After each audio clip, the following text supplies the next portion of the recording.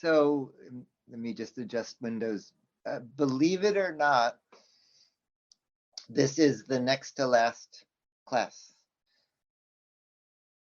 One more class next week where I'm going to talk about project management, insights into finishing, and I'll give you a tour of examples of final projects. And we'll run the random number generator and try to meet as many remaining people as possible.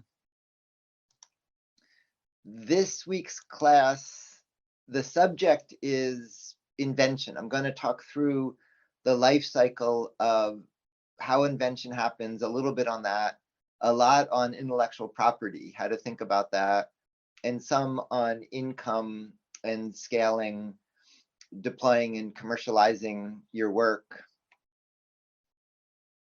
For the assignment, there's two parts. One that's fairly lightweight is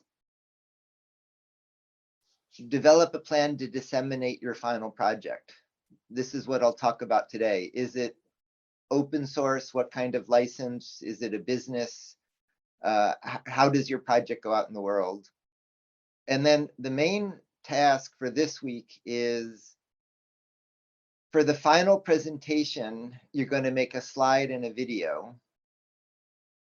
It's not done yet, but what we want you to do for this week is make a draft. And we have surprising trouble with getting all of these in the right format in the right place. So this week, you'll make a draft slide and video, and then you'll revise it when you get to the final presentation. So the slide is called presentation.png. It needs to be a PNG. We want it to be 1920 by 1080. And you put this in the root of your directory. Then the video is called presentation.mp4. It's 1080p. It's compressed for HTML5. And it should be about a minute long, and it should be about 10 megabytes. And these instructions need to be followed exactly because we have an automated script that'll reach into those. And so if you go to prior years, when we get to the presentation, the site then automatically reaches in and pulls your slides and videos and prepares them like this. So the main assignment for this week, aside from progressing on your project, is to prepare drafts of the summary slide and clip that you'll use to present it. Okay. So 3 topics: invention, IP, income. Invention, the reason I'm talking about it just a little bit is you're inventing. Each week you've done a little invention. The final project is a bigger invention. It's good now to step back a little bit and think about managing invention. So one of the most influential documents about this was written by Vannevar Bush from MIT after the war. And this set out the idea of how you do basic research that leads to applied research that leads to applications that impact the country. And this created the idea of a national funding organization for research that really didn't exist before then. However, this is an essay on that written by a colleague. And in this report, it created a one-way direction that basic becomes applied, becomes applications. And what it missed is often the applications lead to basic research. It goes in the opposite direction. So I like to think about this as ready, fire, aim. So ready, aim, fire is the usual sequence. You prepare yourself, you aim at a target, and if everything works well, you hit the target. But you can only hit something you aim at. You can't discover. Ready, fire, aim is you prepare. You don't aim carefully, but you study carefully what you hit. So just some examples is, with a student, we were working on making low-cost tags for sensing objects. And we discovered that, in fact, we had found a way to make what were the world's first quantum computers. And then once we did that, it turns out that was a new way to detect molecules. And that led to creating a startup that made the platform, reference platform for RFID tags. And so that was an example. Another example is one of the key elements of invention is traffic. You need to run into people different from you. And so many years ago, I helped make a cello for the cellist Yo-Yo Ma in a collaboration where I did the sensors to let him control computers. That led to wrong link. That led to discovering a new way to sense in 3D with electric fields from the cello.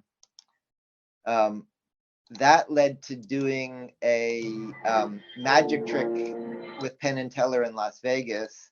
And that became a few $100,000 a year auto safety business controlling airbags. And I didn't know anything about airbags, but it was an environment where the auto companies could come see what I was doing and tell me about the urgent problem of controlling airbags. Yeah, Jason is asking about what tags. Jason, what we were working on was the early days of what became the kind of shoplifting tags that are in consumer goods, like in a book or clothing. And so there are a few different kinds. The link I had here was electromagnetic tags, and one has to do with designing a resonant electromagnetic structure, and another has to do with propagating a magnetic domain wall. And was the kind of tags. And the readers for those ended up being the platform to read active tags. So just as you think about creating environments for invention, these are recurring attributes. And so you can't do that easily by yourself. You need to be in an ecosystem. This was a study that showed businesses from MIT fall between the economic output of India and Russia. And that works because Kendall Square in Cambridge or Silicon Valley are ecosystems. And the Fab Lab network really is an ecosystem. What we've created here, what you're part of is, and you've seen it throughout all of these classes in the conversation in the chat, is how this functions as a network, that you really can't do this in isolation. You need the pushing and pulling and prodding of being in a community. And then just a final note about invention. This is the working group on All In the network. And what it's really addressing is many years ago, and I'm proud that MIT did this so openly. Many years ago, an effort at MIT noticed that women in science had smaller labs, they were getting less institutional support, there was real institutional discrimination. And more recently, this is something from MIT, recognizing history of systemic racism. And even if you don't feel like you're sexist or racist, it's very easy for institutions to create barriers to access. So these were examples of MIT recognizing historically how it functioned in that environment. And the All In group, that is a really lively, active collaboration, has been working to help identify barriers to access in our labs, and in particular, highlight and share ways to address and include and provide access. So these are just some starting thoughts on, it may feel like invention just comes from the sky randomly, but how you think about managing environments for invention, creating creative environments. And for me, it really speaks to the importance of everybody connected today, of how this functions as a network, not just as isolated nodes. So with just that little bit of background, now you've made your invention. So today we saw the cooler for preserving food, or we saw the continuous flow vermiculture. So how do you then manage it? One of the most common assumptions of a beginning inventor is the importance of patenting. So I'm going to spend a while talking about patents, and the punchline is going to be, for many of you, for many purposes, patents aren't useful. So in the United States, they come from the US Patent and Trademark Office. Each country has something similar. And I'll talk about the US system primarily, but they're similar in other countries. There's two types of patent. There's a utility patent, which is how something works, and there's a design patent, which is how it appears. Design patents maybe are a little easier to get. Utility patents are perhaps a bit stronger. So design is how it looks, utility is how it works. The first thing you need to do is a patent search. So the USPTO they've recently updated this, has a search engine, and see, I don't know if, yeah, so you can start adding terms, and it has all kinds of ways to qualify it. And then it just came up for me with a whole series of records of vermiculture patents. So the very first thing you need to do is search and understand what's been patented before. You don't need to give up unless you're doing exactly what somebody else has done. You don't need to give up, but you need to distinguish yourself from you need to cite the prior art, and you need to distinguish from it. The second step is you can't keep it just in your head. You need to disclose it. So when you disclose it, once it becomes public, in many international jurisdictions, you can't file a patent once it's become public. In the US system, you get a 1-year gap between disclosure and filing. So typically that means you need to establish the patent protection before the patent is made accessible publicly. Now, in some cases, instead of disclosing at all, you just keep everything secret, but I'll talk about how you can't do that ultimately when you patent. And then one other thing that's done is you can prevent other people from patenting an idea by disclosing it. So there's, for example, the IBM Systems Technical Journal. And so this looks like an IBM journal, which is what it is. But one of the reasons that existed historically is if IBM didn't want anybody to patent an area, they would publish an article and make public the idea. And by making it public, they would prevent patenting in that area. So you can do it defensively. So after disclosure, the next step is a provisional. So a provisional is a really useful thing. In a provisional, it's not yet a patent filing. What you do is you submit a document and says, here's my idea. You still need time to finish developing the idea, but what it lets you do is it gives you a year from conceiving of the idea to having the details to file on the idea. And I'll talk about the cost. Provisionals are cheap and easy to get. And so typically we'll file provisionals early and often because they're cheap and easy. And that gives you time to refine your idea. The provisional is private and not public. Then comes the full patent filing. Once you file the patent, it becomes public. The patent needs to be a teaching.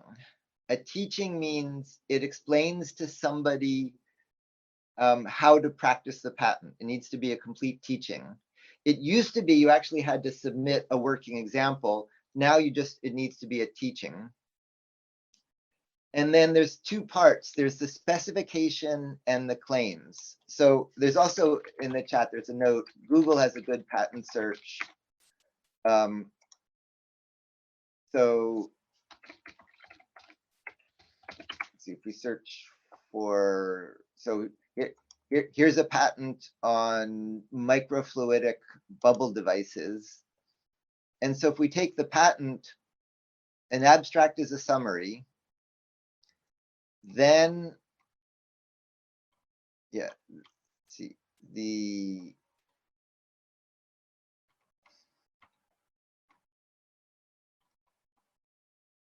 sorry, am I just in the, no, this,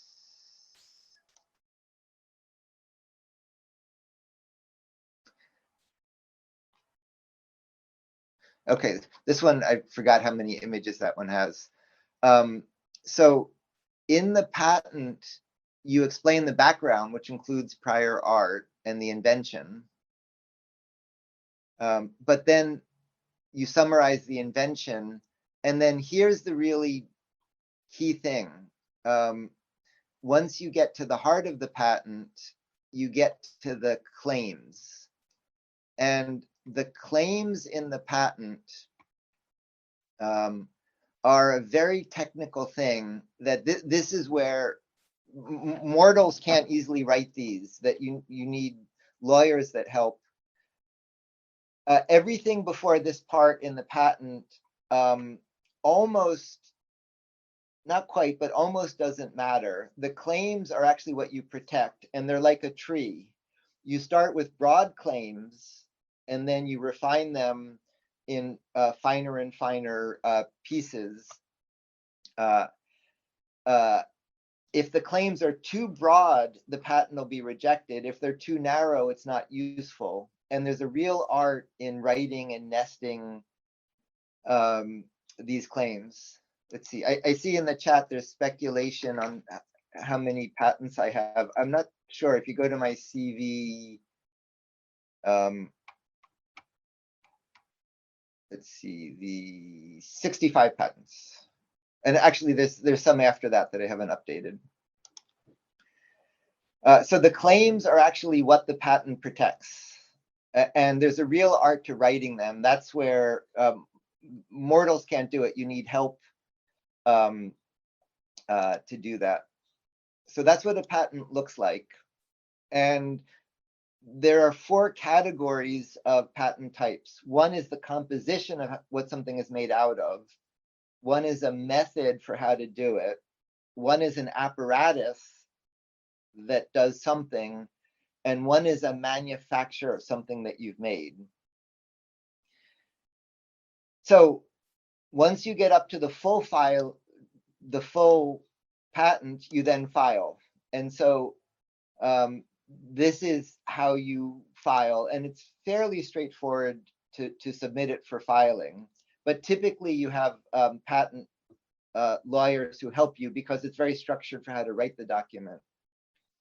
So then, so Abhishek, I'm going to talk about other regions. That's an important part of this. So then the patent gets examined. there's three requirements. It has to be novel, it has to be something new. It has to be non-obvious. It can't be trivial. And it has to be useful. It has to do something. So those are the three criteria. Now, in theory, in addition, it can't violate anything, but patent examiners have a big workload and they're not always the brightest people. And the reason I say it that way is there's a lot of things in the patent literature that are just, that don't make sense. So hyperspeed light antenna, this is something that violates the speed of light. There's a whole series of these things, and these get free energy from the vacuum and they violate thermodynamics. Yeah, Jason, Einstein had a period, but there's a lot of things in the patent literature that just don't work, that are impossible.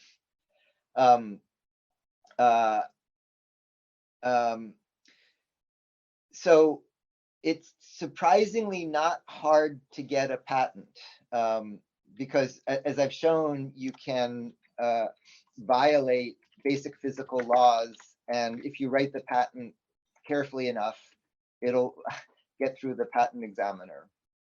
So in theory, the examiners make sure it doesn't violate anything.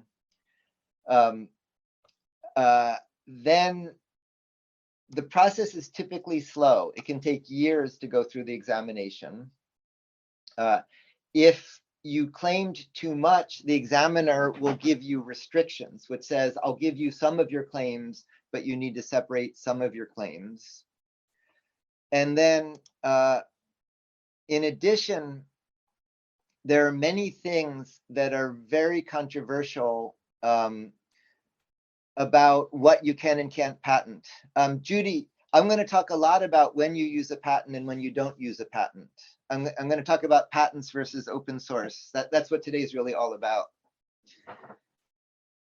The genes, business processes, software, APIs are all the subject of a lot of litigation, and it's very controversial about whether you can and can't patent them. Those are very active.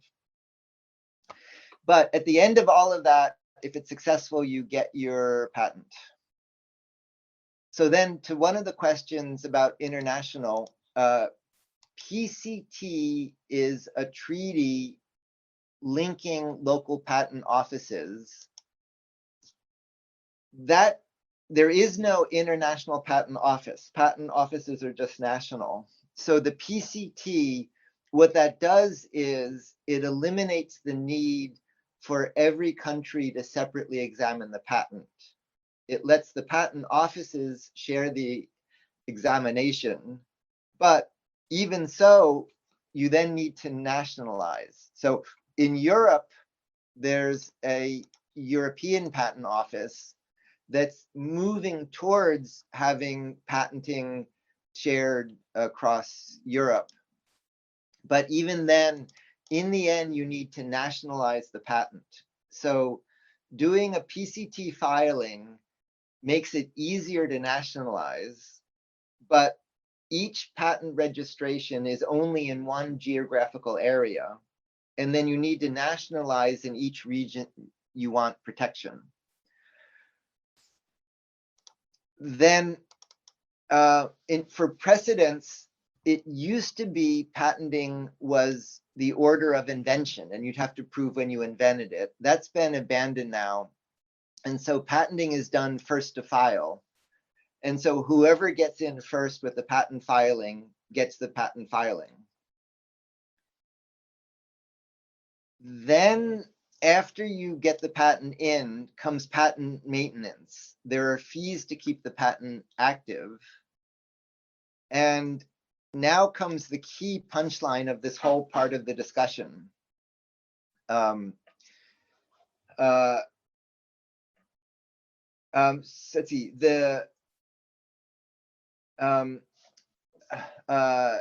Ricardo was noting about prior art. Prior art disclosure in general prevents filing, and wherever, as long as it's public, it doesn't matter where it was made public. Judy's saying filing first in Japan. That's not really true. PCT helps with the PCT process helps with reviewing the patent once and then having it accepted across the countries with it. But each country then has the local process. But now we get to the key thing about patents, which is litigation. The biggest misunderstanding is there are no patent police. So let me make one more note on that. So the world is full of bitter inventors who have a patent, and then a big company comes in and infringes their patent, and the inventor holds up the patent and says, wait, I have a patent, and the big company says, okay, take us to court. There are no patent police. The patent doesn't really give you protection. All it does is give you access to litigate. So you need, for the patent to be valid, you need to practice it. You need to be able to identify infringement. You need to be able to tell if anybody's infringing. And there needs to be barriers to infringing. And even worse than that is, well, actually, before I get to these, so let me just unpack that. So let's see, MIT, NASA, wing. So this is a project on making morphing aerostructures that was done with NASA and companies like Boeing and Airbus. And something like that is going to be billions of dollars of investment to turn it into jumbo jets.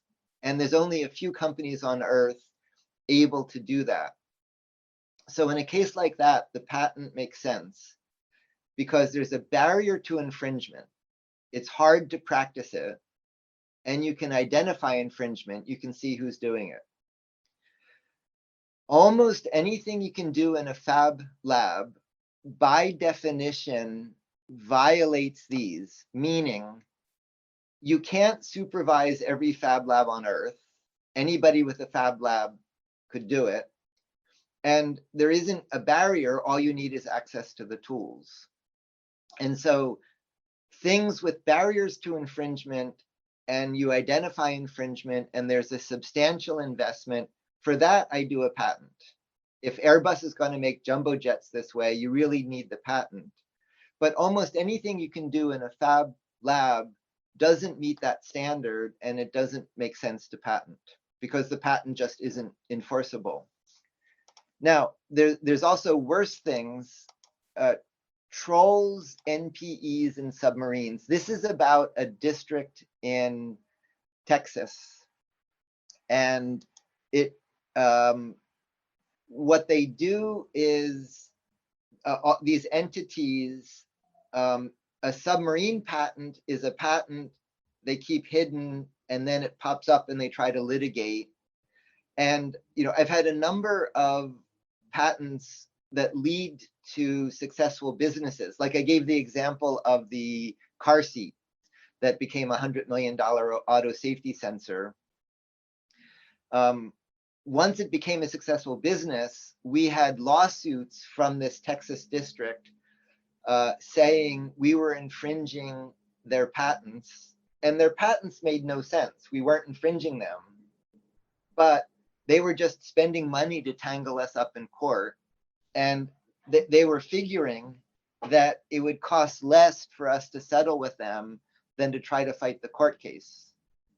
And so we had to spend a lot of money in court to prove their court case made no sense, rather than just paying them off to settle it.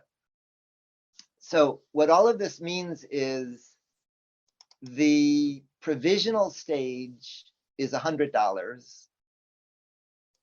a basic filing is, these have come down, is about $1,000. Getting it issued all the way through to issuance might be $10,000. And then if you want to nationalize in multiple jurisdictions, and then also once you start having to do patent maintenance, for the life cycle, it might be $100,000. So those are the steps in the cost of patenting. And so the reason why in general I discourage patenting is these 2 points, that if you can't identify who's infringing, and if there isn't a barrier to infringing, the patent just isn't useful. Other than the one exception to that is the patent can be useful for investors, that a sophisticated investor can understand what I just described, but often investors want to see patent protection, even though for all the reasons I described, it might not make sense. And so it can be useful to patent simply to have the patent for the investors, separate from all of the other reasons to patent. Okay, so that's patents. And take away from that, you can get patents, but there's a lot of issues with it. At heart, nobody's going to defend it. The patent just gives you access to defend your patent. So against that, what's less appreciated and is really valuable is copyrights. So in the US system, the USPTO manages patents, but in addition, there's a copyright office. And so copyright, where you'll see just the letter C, a copyright is for a creative work. So writing a story about a wizard with a lightning bolt on his forehead is a creative work, and that gets a copyright. But what you've been doing in this class is a creative work. So designs, software code, so CAD designs, software code, circuit designs are all creative works. Mask works are IC designs. And so an Intel chip, a big part of Intel's protection isn't patents on the chips, it's copyright on the designs. It's the integrated circuit as a creative work. So for copyrights, there are subsidiary rights to reproduce your work, to modify it, to distribute it, to perform it, to use it, to display it. And the important thing about copyrights is they're secured on creation. So to get a copyright, all you need to do is to say copyright. Somebody could fight against you if you're infringing their creative work, but just to establish the claim to it, you just need to declare it. Now, the Copyright Office has a process to register it. It's not like a patent where you only get the patent once the patent is issued.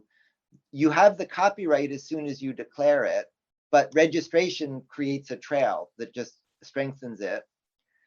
And the US version is copyright is your lifetime plus the creative work creator plus 70 years. So once you have a copyright on your work, anybody else using your designs would be infringing. And the only way around that is a clean room. So famously, Phoenix came about because IBM had the BIOS, the basic input-output system that runs PCs. And there was industry interest in cloning PCs, and IBM didn't want to share that. So what Phoenix did is put people in a room. It gave them a description of what the BIOS did, but didn't let them actually see the BIOS code. And then they completely reinvented it just from the description. And that didn't violate the creative work because it was a clean room reinvention. There are current lawsuits about whether even using APIs themselves is infringement. And that's the subject of a big lawsuit that's ongoing with Oracle and Java. So those are copyrights. Now, copyright, there's what's called fair use, which is use of something that's copyrighted that doesn't count infringement. So like if you show an example in a class, that's not the same as commercially selling it. Typically, what violates the copyright is commercial use. And the other thing is you can't copyright something that's already in common use, that's in prior use. So once you have a copyright, then come licenses. And so there's an important distinction that's often missed between open source versus free. So a good example is Red Hat, which was bought by IBM, is an open source software company. All of the software, essentially all of the software is open source, but it's a multi-billion-dollar company. They make their money not by making the source secret, they make it by how they build the business on top of it, which I'll talk about.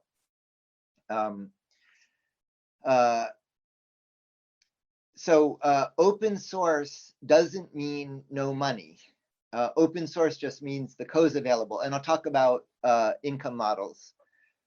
For licenses, then there are a number of popular licenses. So just to identify, Creative Commons is a wonderful tool that has a range of types of licenses. The GPL was an original license that helped launch the whole open source movement.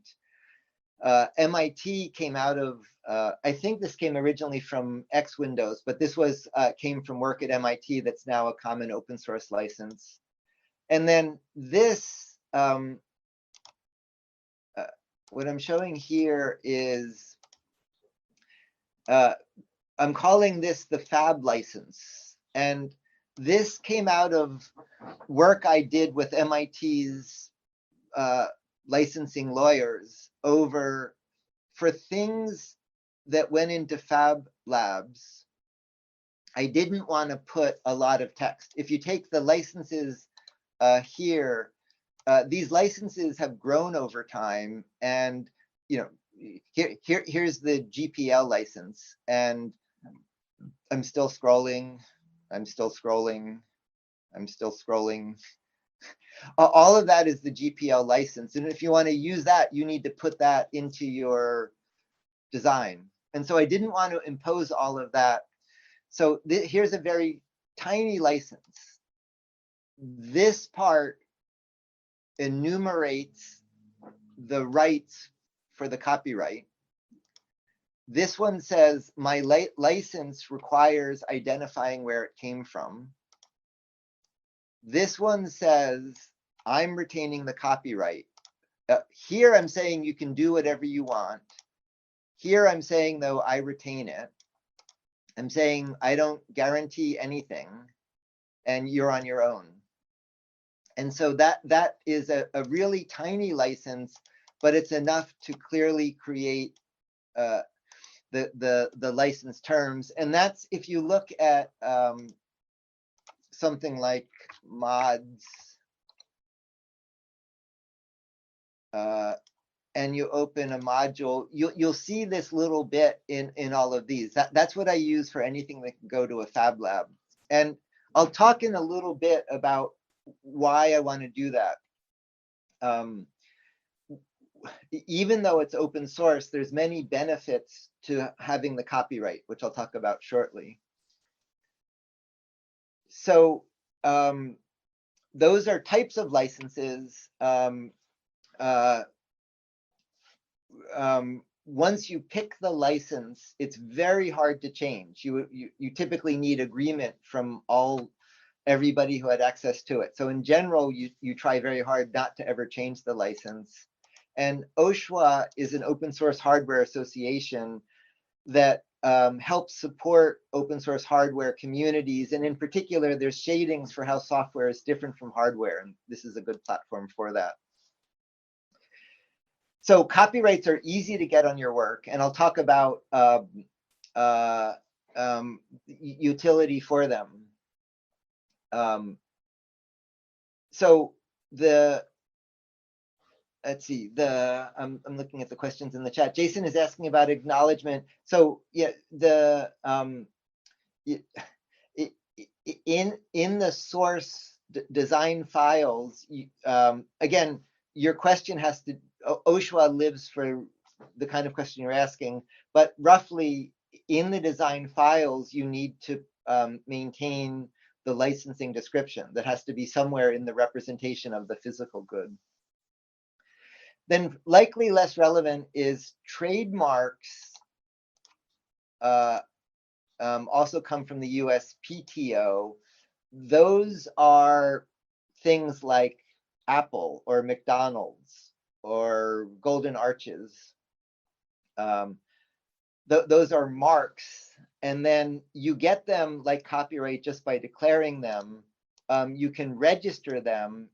You don't have to register, but register like a copyright gives you a paper trail. And again, those are only useful if you defend them. And so a common question is, many things come up that call themselves Fab Labs. And the question is why we don't make a trademark. And the reason we don't do that is, if we made a trademark, every time you wrote Fab Lab, you'd have to write Fab Lab TM, like a company does. And if you didn't do that, in fact, we would have to challenge you, because otherwise we wouldn't be protecting our mark. And further, we would have to challenge everybody who ever used the term. And if we didn't do it, we'd be liable for not defending our mark. And we don't want to be in that position. So we don't try to protect Fab Lab as a protected mark. We just simply stay ahead of other uses of it. And so there's it's sort of like the phrase the internet itself. There's an incentive to use Fab Lab the way we mean it, otherwise you miss the benefits. Occasionally we warn people, but that's why we don't actually put a trademark mark on Fab Labs. So you can get patents, but there's a lot of issues with them. Copyrights are much easier to get and apply to all the stuff you're doing. And whether or not you want stuff to be given away freely or not, it's a really good idea to have, unless you completely want to give up on any claim, to put a copyright statement into your creative works. So then come income. So once you have an invention, how you get income from it. And the obvious reason for income is financial. You get money from it. But other reasons to think about this, even if you're not looking to get rich from your invention, is if you want to impact the world and if you want to impact society, building sustainable income models can be important, even if you're not looking to get rich from it. So here, there are many ways to get income from your invention, and almost always the worst one is actually selling your invention. So you can sell a product. So Formlabs was an example that spun off from my lab, where a few students had a vision of creating a high-resolution, low-cost printer, and that's been very successful. They're up to 1,000 employees, and the business is worth a few $1 billion. So that's a straightforward example of they had a good product that met a market need. And in that case, they very clearly decided not to make it open source, that they invested a lot of money in developing it. They wanted to protect what they had developed, and they wanted to help the world by making a good printer at a low cost. And many of your labs benefit from their printers. So that's one model. It's a lot of work. It needs a really successful product to drive it, and many years of work from a lot of people. Then a different model, of which Prusa is a great example, is many of your labs have Prusa printers. Prusa is open. You can download all the designs for everything from Prusa, but with the designs, you'd have to do a lot of work from scratch. And so with Prusa, they sell kits and they sell finished printers. And they've built a really successful business of commercially supporting an open design. So it's a very different model from Formlabs, and it's quite likely your labs have both of those examples. In the Prusa example, they don't have to keep their work secret. Many people contribute to it. They contribute to other people. And they have a wonderful print farm of hundreds of Prusa printers making parts of their printers. And rather than having the factory do all the assembly work, a big part of their business is sending kits for you to do the assembly work. So that's a second model. A classic Gillette is a classic version of what's called razors and blades. And the reason it's called that is historically, Gillette would sell the razor cheaply, but they'd charge a lot for the blades. So consumables is where you sell at low cost the invention, but you sell at a higher cost what you need to use the invention. And so many 3D printer companies commercially do that by having proprietary materials, which is annoying except for the highest end printers where the materials are so advanced that's useful. Something you can do is sell licenses. So ARM, almost every mobile phone has an ARM processor, and increasingly high-end computers have ARM processors. ARM doesn't make anything. They don't have chip fabs. All they do is make designs. And there are some patents, but a lot of the design lies in copyright. And you pay ARM for use of their design. And so this is done on a huge scale. Again, most phone processors come from ARM. And coming back to the copyright story, the business model for them is people paying to license their designs. And there's so much value in their design work, and it would be so hard to reproduce their design work that the business model is somebody could redo those designs from scratch, but it's more convenient to pay ARM to use their designs. Now, ARM is really messy. So ARM has, as an example, is messy for two reasons. One is they're getting tougher on their licensing term. And so companies are pushing back on ARM's licensing. And ARM is then very vulnerable to RISC-V. RISC-V, in part, is a workaround to the limitations of licensing ARM, which is an open design that doesn't require an ARM license. Now, having said that, so ARM in particular, its position is more vulnerable for those reasons. It's been historically successful, but that touches on an important distinction. If we go to this Fab license, anybody could use anything with that. However, from work I've done that has a copyright license, there are many reasons that has an open license. There's many reasons why people would pay to license something that's open. And so if you look at these clauses, all of this says the work is provided as is. There's no warranty. There's no liability. There's nothing here. I could I could take the Mona Lisa and I could put this license on it and say, that's my Mona Lisa. So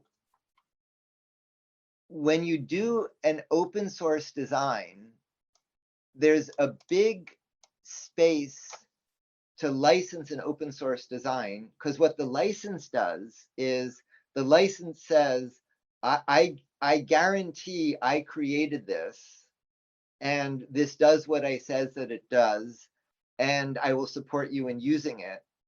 And so there's a number of things you can do beyond open source access that lead to why people would pay you to license a design, even though it's open source. Probably controversially, the biggest business model in the .com tech era is advertising. It took Google a few years to figure out that search wasn't the product. Search was something they would give away, and what they would sell was advertising to access. And so advertising can be very annoying, except when advertising meets a need that you care about, it can be valuable. And so, like, we're developing a jobs platform. I'll talk about this in a minute, for the Fab network, and for companies getting access to you and you getting access to jobs has mutual value rather than it being annoying. You can create a business model by creating a platform. So iTunes is an example, or the Smart Citizen. This is a good example where, starting from Tomas Diaz's Fab Academy project, he developed the sensor package, but what really came out of it was the platform behind it to integrate the data.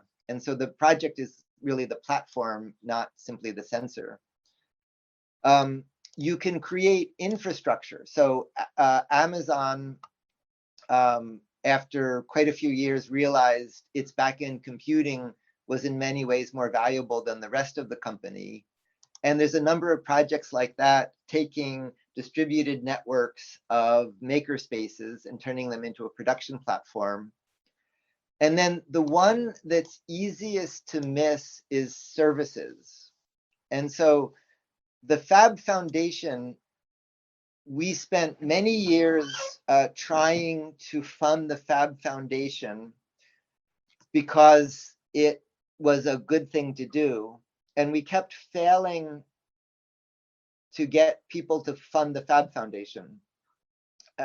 What then succeeded is when we stopped trying to sell it because it was important and worthy, and instead we focused just on the services it would deliver. So there's a number of kinds of services. You can operate something, so help a group set up a lab and run the lab. You can help supply what it needs to run. You can customize, and we'll talk about this in the startup recitation. Like Vanessa has the platform to make custom furniture. You can provide education. Exactly what we're doing here is teaching. You can provide entertainment, chances to come learn and experience. You can sell impact. Blair, are you on today? If not, Blair Evans, through Insight Focus, one of the things he's done in Detroit is work with at-risk youth. And what he sells is better life outcomes for at-risk youth than the social services that were on offer. One of the things you can sell is research and design development. And all of these things go into what funds the Fab Foundation. And all of these things are part of successful business models in Fab Labs, where here you're selling not the thing you made, but you're selling the benefits of making something. And again, for Blair's example, is for at-risk youth that would run into things like teenage pregnancy or juvenile justice, there were social services that were fairly expensive. Blair had shown by bringing kids in the lab, connecting them, teaching them skills, getting them making, he could then measure better life outcomes and quantify it. And he was selling the impact as the output of the lab. And so the obvious thing for you to sell is what you made, but many of these most successful business models aren't the making, but it's some consequence of it. So again, in the Google example, is what they invented was search, but what they sell is the consequence of people searching. And there's many examples of like that in Fab Labs. And just the final note about thinking about income is almost always pain. Somebody's in pain, and what you're doing reduces the pain. So in the Google example, it was hard to find stuff on the internet. In the example of the car seat, infants were being killed by airbags. The Fab Foundation has helped a number of initiatives where groups wanted to create networks of maker spaces, and it was hard to figure out what goes in them and who to set it up and how you manage them. And so it's important to keep an eye on, it's hard to push a business. You want to pull a solution, and typically you're reducing somebody's pain. And it's important to keep that concept of pain, of who's in pain and how are you reducing your pain. Yeah, Jason is noting that done wrong, you're just moving the pain to somebody else or to you. Now, so to create a business, so how do you make a business now? A business can be for profit. A for-profit business, the smallest kind is sole proprietor. It's just you. If there's a few yous, it becomes a partnership. And it lives or dies, and you're liable for everything. A step beyond that is a limited liability company. And that's helps protect you. So if the business fails, you're not personally liable. One interesting step in is ShopBot moved to an employee ownership trust, which is rather than being a conventional business with shareholders, the business is a trust owned by all of the employees. And then finally, you get to a full corporation. And as you go through that stack, it in effect isolates the individuals from the business more, which is something you need as the scale grows. But creating an LLC is a pretty easy thing to do. It's not that hard to make an LLC. However, there are reasons to not do that. So the alternative to that is you could make something that's purely nonprofit. And so in the US, that's called a 501c3. And a nonprofit has a lot of benefits compared to a for-profit. Somebody who gives you money gets a tax deduction, and there's all sorts of funding that can come to a nonprofit that can't come to a for-profit. And there's big changes in the tax liability are reasons to make nonprofits. So nonprofit doesn't mean no income. Nonprofits can make a lot of money and can pay good salaries to a lot of people. So nonprofit doesn't mean for free. It just means there aren't shareholders getting income from it. Now, the really interesting things, though, are hybrids. So for example, Mozilla, that makes the browser I'm currently using, has a joint structure. They have a foundation that's the nonprofit arm, and they have the corporation that's the for-profit arm, and they work in the same building, in the same office, right next to each other. And so it's a hybrid that can take for-profit investment and produce a return, and can take nonprofit money and avoid the taxation and give donation credit. And it's a hybrid that combines both of those. Then there are dual bottom line companies. So my brother Alan runs this company. And Eline Media is a for-profit company, but it has a dual bottom line, and there can be multiple bottom lines. And what that means is, along with making money, which is what a for-profit company has to do, other bottom lines can be contributing to education or contributing to the environment. And these aren't intangible. These are things you measure. And you're accountable to your investors, not just for the for-profit, but for the other benefits of the company. And so because, again, this example of Eline has multiple bottom lines, it has really interesting investors like the Cook Inlet Tribal Council in Alaska, or it has nonprofit foundations that invest in the for-profit company because of the dual bottom line structure. And so you can pick for-profit or nonprofit, but what's most interesting are these kind of hybrids that have aspects of both for-profit and nonprofit. And then something that's emerging is there have been attempts to make Fab coins, which are using blockchains to measure contributions to the Fab network that are exchangeable in it. And there are various other forms of barter ecosystems. And so these are experimentation with not using money as money, but using other ways to measure economic contributions. It's a subject of a lot of experimentation. There aren't clear winners yet. So you've picked your structure. Now you need to raise funding. Funding is almost always done in funding rounds, which are spiral development. So venture capitalists give you money, and in return, they take part of your company. Historically, they were very important. There's now many ways to avoid VCs. And so, which means ways to avoid giving away part of your company.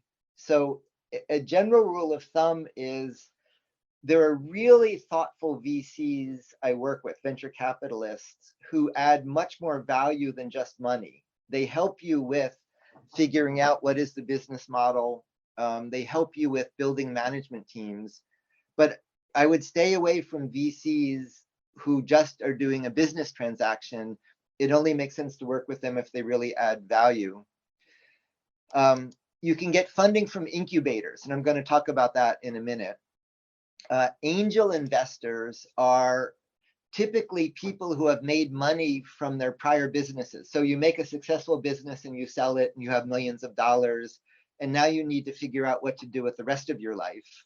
And a common conclusion is you'll do seed investing to help other businesses. And so angel rounds can start at thousands of dollars to tens of thousands of dollars to, say, $100,000.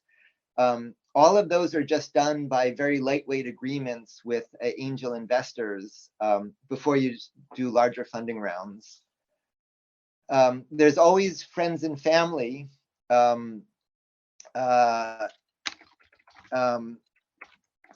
help invest. Crowdsourcing is now,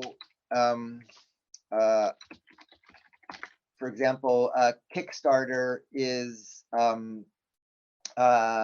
platforms where you describe what you want to do, and then you'll do it if you can do it. And in fact, to take that example, Formlabs, here, I'll link this.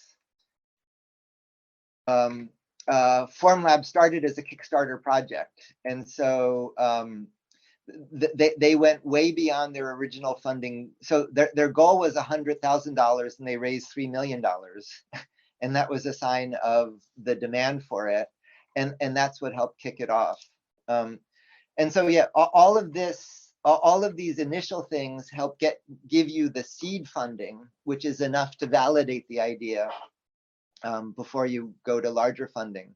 Now, these other ones are increasingly feasible and are really important. So a loan is just you borrow money, but that involves risk. A purchase commitment is one of the best ways to fund. A purchase commitment is you say, I'm going to make a 3D printer that has 20 micron resolution and sell for $3,000. And then you get somebody to sign an agreement that says, if you can do that, I'll buy 100. Then with that commitment, that's then enough to get a loan to pay for the development against the purchase commitment. And so one of the strengths of what you're doing in the Fab Academy is the final project lets you demonstrate a concept. You can then take that concept and use it to a potential, not investor, but customer. You can get a purchase commitment against what you're showing. And then that's enough to get a loan to deliver on it. And in doing that, you then start the company without having to give equity away to anybody. And in particular, it can be part of a bootstrapping process where you make a small production run with limited features, but that's enough to then generate some income to do a bigger production run with more features. So like patents versus copyright, these sort of paths down here are historically funding was more up here, but these sort of paths are increasingly accessible ways to incrementally ramp up a business. Now, some common attributes are almost every business plan fails once you encounter the market. So like I gave the example of Thing Magic. This was started by my students who had ideas of making the whole world interactive. And it turns out that what really the world cared about was reading RFID tags. And so their grand vision failed, but the business succeeded making agile tag readers. Almost every business runs into the failure of the original inventors aren't good managers. And so there's a painful transition where you recognize you need to bring in management skills that aren't the original founders. As a business succeeds, when there's 10 people, you all sit around a table and love each other. Consistently, when you get to about 50 people, that's when you have theft, you have sexual harassment, you have absenteeism, all of the things that lead to annoying human relations departments come sort of inevitably when you reach a certain size. If you have investors, typically they want to exit and make their money. That's why it's really important to have thoughtful investors and also do these other routes that don't need traditional investors. And one of the most difficult part of businesses is not all, but most founders reach a point where their skills fail the business. And there's a difficult process where you need to move the founders out of their original position. There's very few, like Max, who started Formlabs, unexpectedly to him, was actually very good running a $1 billion company as well as a 10-person company, but that's more the exception than the norm. But all of these are like clockwork, are problems that happen in the life cycle of a business. So now finally, there's a lot to help you with this. So PCH is one of the biggest contract manufacturers. You're probably surrounded by products they made. You don't know them, but they make things for everybody else. And they have an incubator where you come to them with your concept and they'll help you with everything.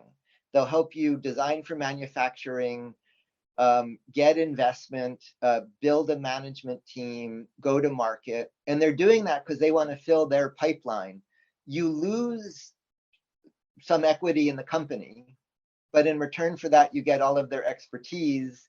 And it's not that painful because their real interest is not simply getting rich from your company. Their interest is your company driving all of their services.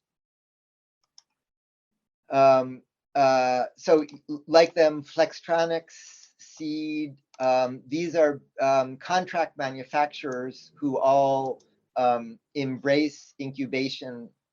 Then Seed and Hacks are both part of the Shenzhen ecosystem. And behind them is Shenzhen isn't narrowly a bunch of separate companies. It's a bunch of different skills that pull together to make products happen. And so Hacks and Seed love working with people like you. And what they provide access to is you can't show up at Huachang Bay in Shenzhen, the heart of it, and figure out how to navigate it. They navigate that for you. But again, what you do is you provide content for their pipeline. Amazon has its own version of an incubator using all of its infrastructure. Then, let's see, these are, this is a jobs platform that we're working on developing for the Fab Network.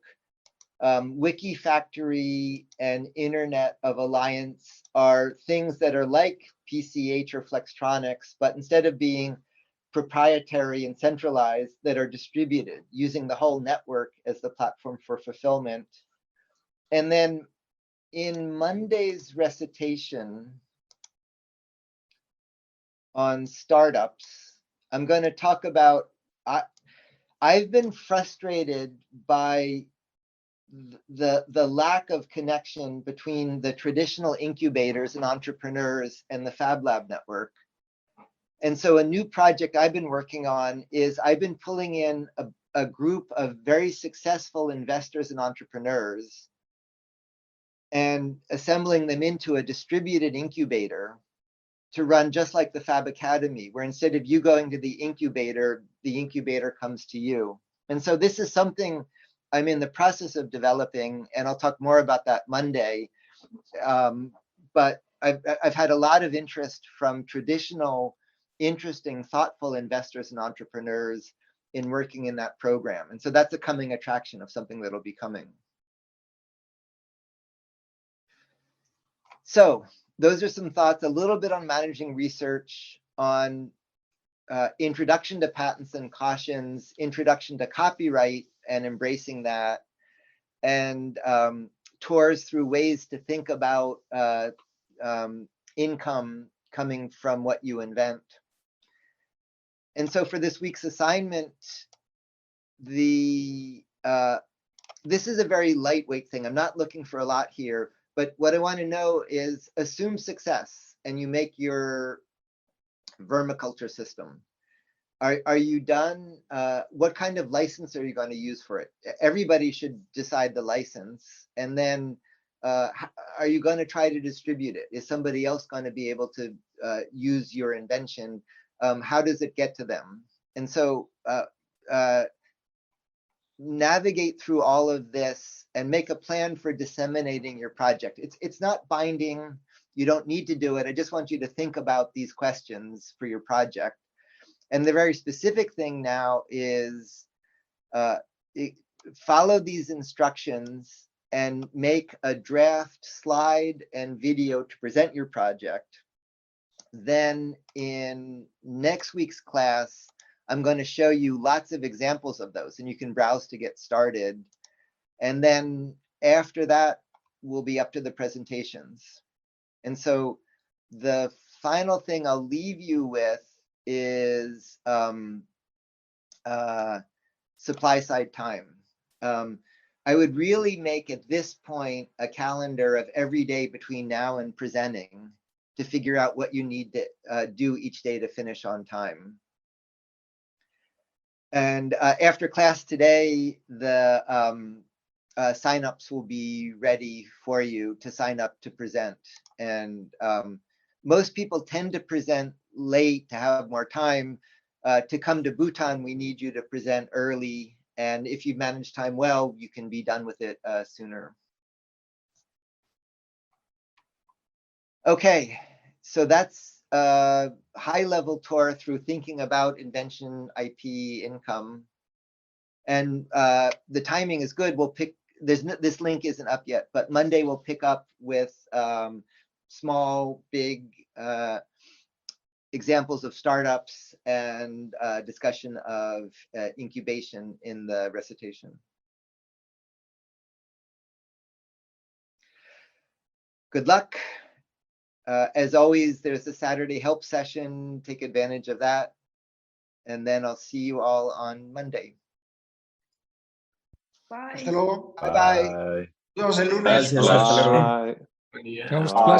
Chao, nos vemos. Bye bye. Adiós, adiós. Adiós. Thank you. Bye.